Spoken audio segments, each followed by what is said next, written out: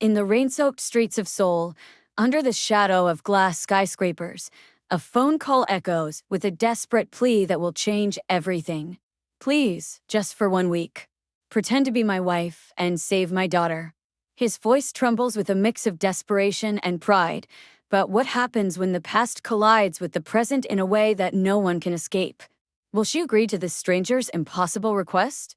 Or will the truth about what he's asking unravel something much deeper? If this story intrigues you, if you're curious about how love, secrets, and family ties can twist and turn when least expected, make sure to like, subscribe, and stay tuned because this journey is just beginning. Let me know where you're watching from, too. Let's see how far this tale travels.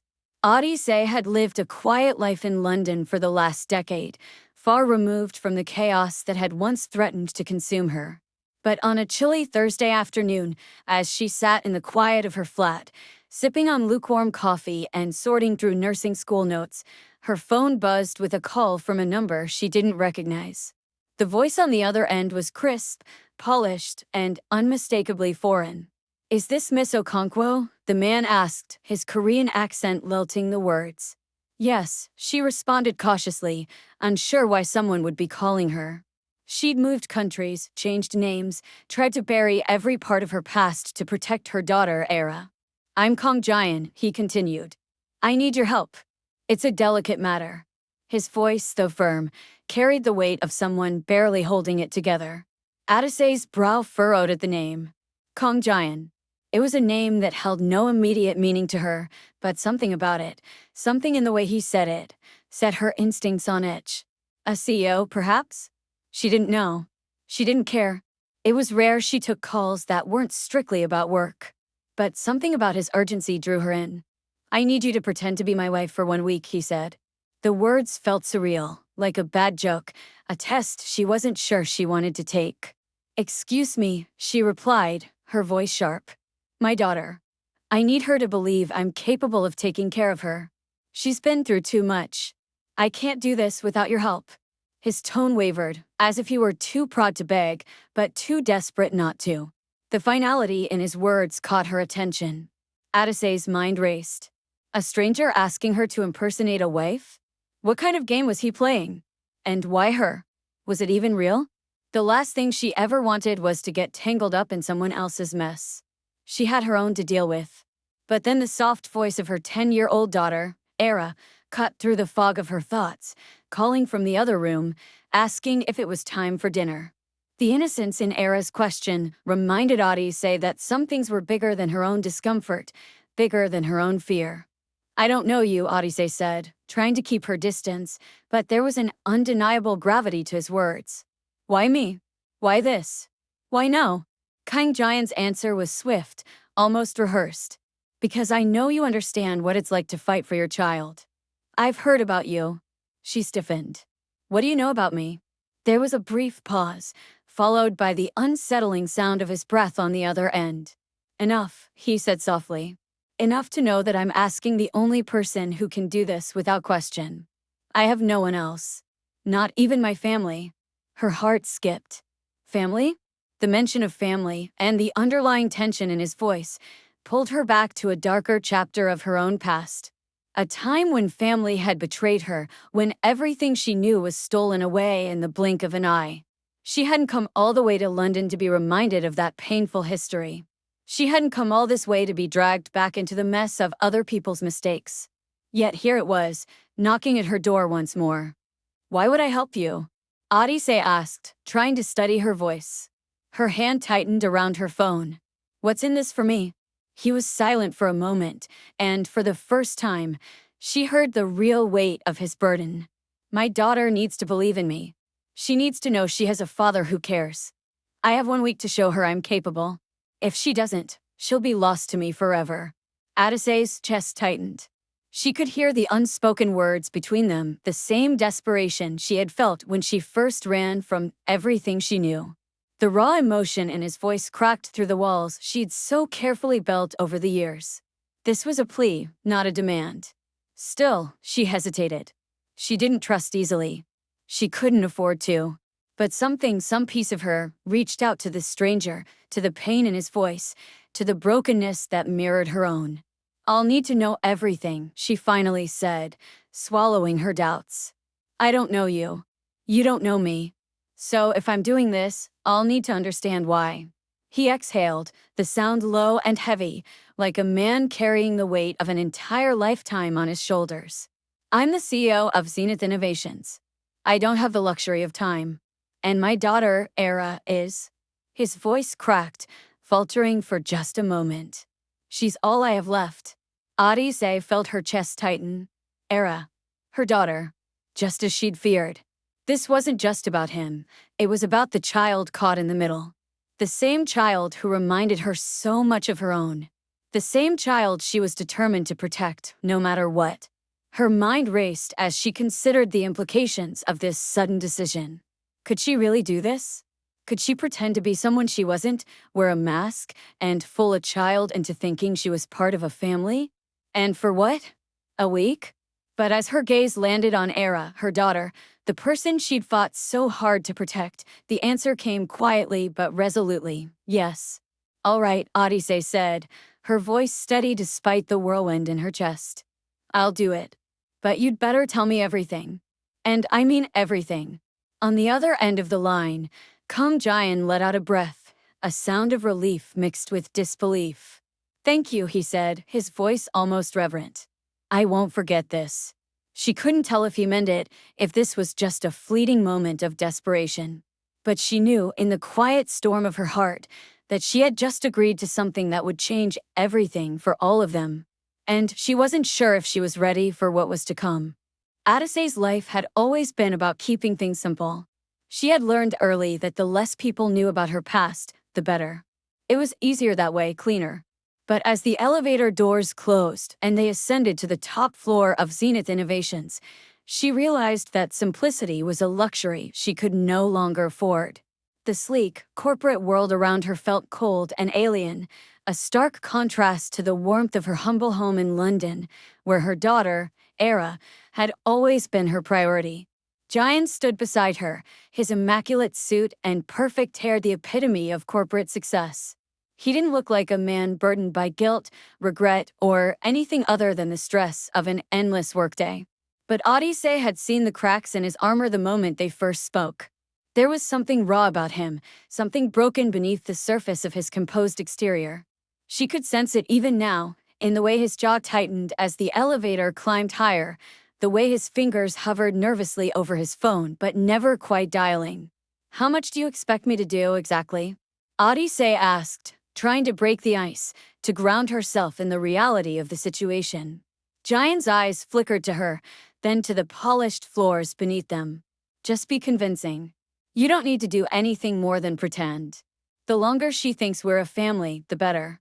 His voice was a little too practiced, the words slipping out with the precision of someone who had rehearsed them in his mind far too many times. Adise was silent. She wasn't sure whether she wanted to pity him or laugh at the absurdity of it all. What did the CEO expect from her? He wanted her to play the role of a wife, his wife, for 1 week, just to save his reputation in front of his estranged daughter.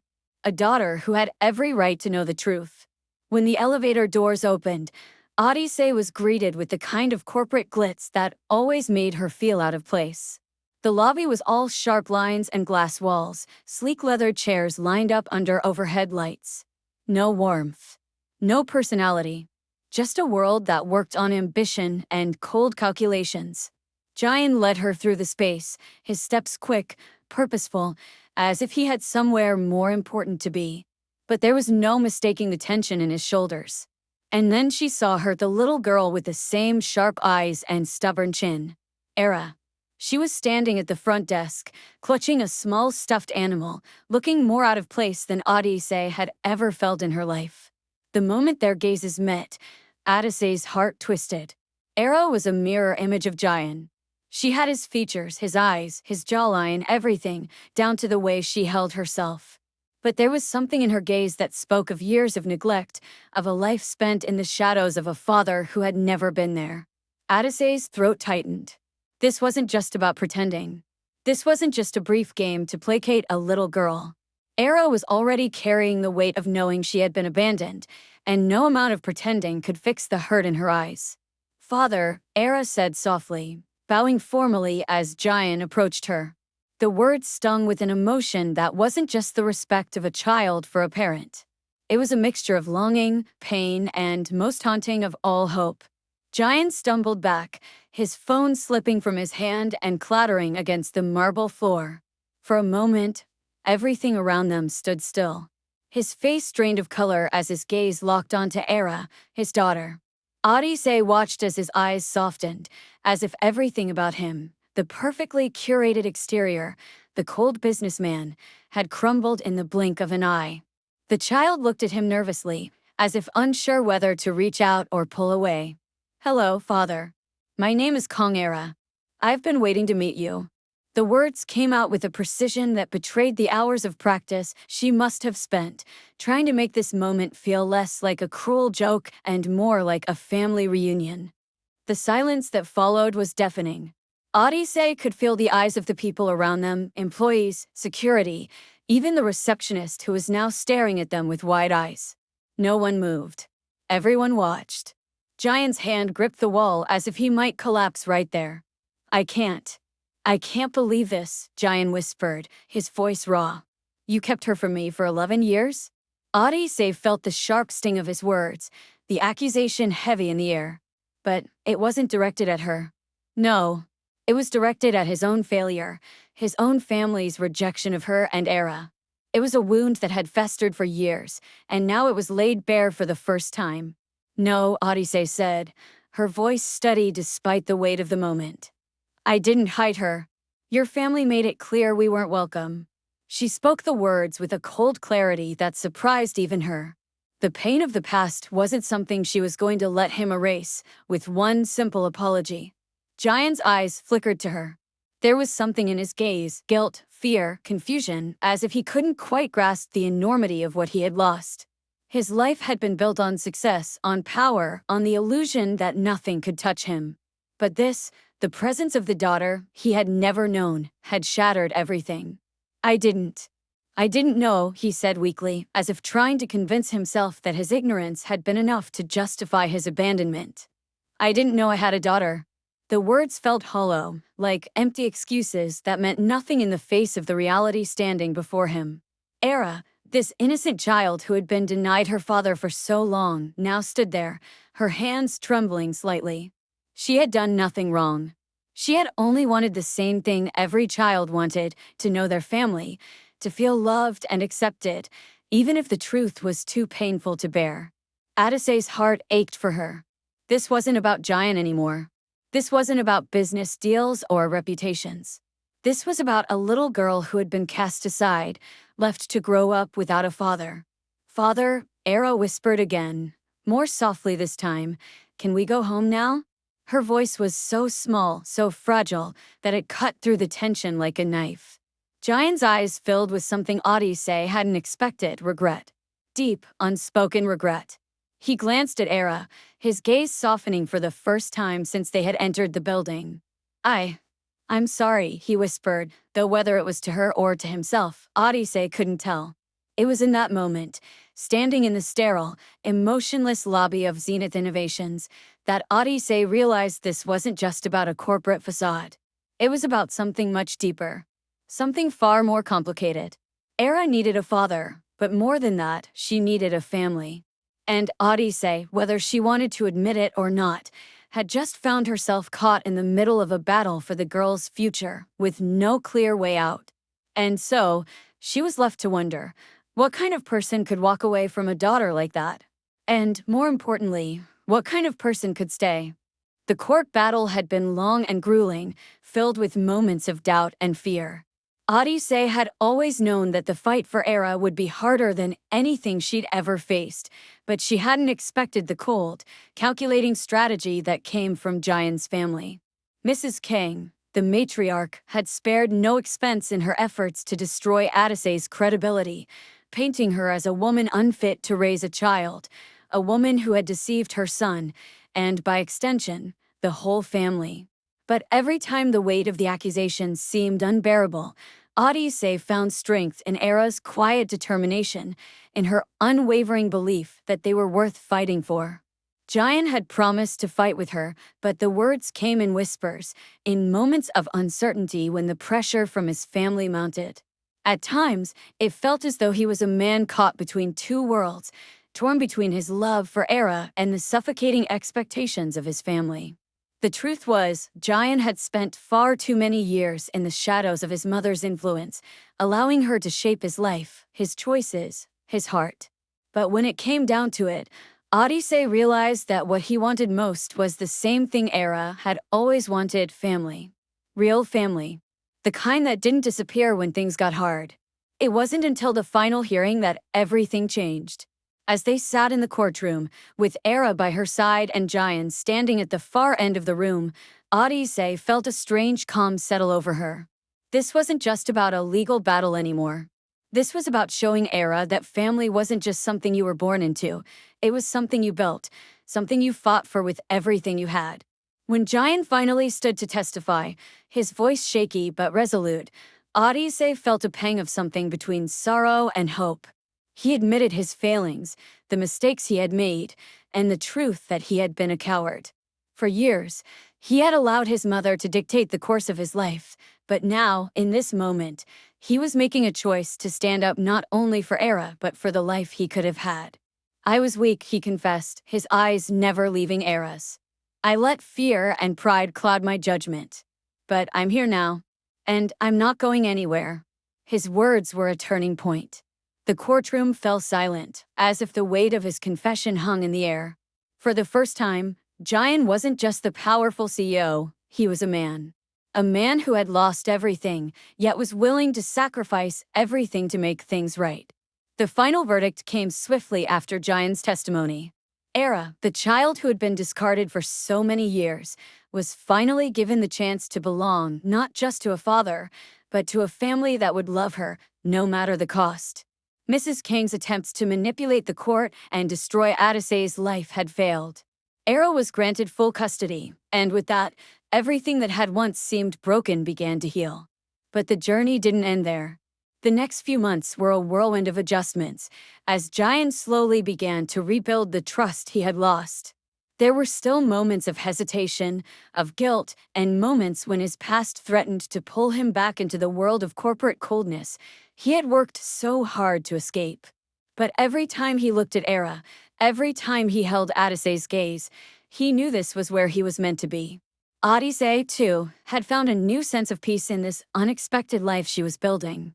Despite everything, despite the hurt, the lies, and the betrayals, she had found the family she'd always wanted. Not perfect, but real. And that was enough. In the weeks that followed, Odyssey began to notice the small changes. Era smiled more. She laughed more. She was no longer the guarded, reserved child she had once been. She had found her place, not just in Jayan's life, but in the world. And for the first time in a long while, Odyssey allowed herself to believe that maybe they could all heal. Maybe they could all have the life they deserved. The final moment of clarity came when, after months of quiet rebuilding, Jayan came to her one evening, holding out a ring. "I know this might seem fast," he said, his voice unsure, "but I've spent so many years running from the things that matter. And I don't want to run anymore. I want to build something with you, for Era, for us." His hand trembled as he held the ring in front of her, the simplicity of the gesture both beautiful and heartbreaking. Odyssey looked at him, the man who had once abandoned her and their daughter, and she saw someone who had truly changed. The past wasn't forgotten, but it no longer defined them. "Yes," she whispered, the word carrying the weight of everything they had been through. "Yes, I will." As they stood there, a family imperfect, but whole, Odyssey realized that sometimes the hardest battles were the ones that led you to the people who truly mattered. Sometimes, the things you fought the hardest for were the ones that saved you. And for the first time in years, Odyssey felt like she was exactly where she was meant to be. They were home. They were together. They were family. And nothing could tear them apart.